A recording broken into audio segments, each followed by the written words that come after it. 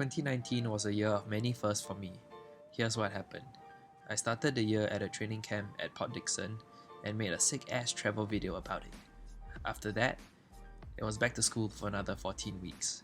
During that time, I competed in a metasprint aquathlon, duathlon and triathlon and won the overall series championship for the very first time. I also started working as a photographer and it was super awesome. I got to shoot soccer games, weddings, and even Lamborghinis. With that, I ended the semester with a humble GPA of 3.36. It was SEA Games year and I thought of giving it a shot. We went to the Philippines, Indonesia, and Malaysia for the qualification races. And although I didn't get SEA Games slot, racing with such talented athletes inspired me to work even harder. Summer was over before I knew it, and it was back to school. I got really inspired to make YouTube videos and tried filming my friends with the most inspiring voiceovers.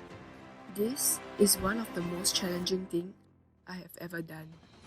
I was back to racing and I was in my fittest shape of my life. I finally broke my 5k personal best at 18 minutes 12 seconds and a 2.4 personal best of 7 minutes 59 seconds. At the Singapore University Games in September, I ran my heart out enough for a 3rd place. I also came in 3rd in the Singapore International Triathlon, thanks to Danny who kept me company all the way to the finish line. It was my first time getting a sponsor and it was Oakley, so here's a few more shameless photos with my cool shades. After finals, I flew to Indonesia for a 2-week study trip. We rode on jeeps, visited palaces, temples, and even got our hands dirty at some batik painting. Oh yes, we didn't forget to study too.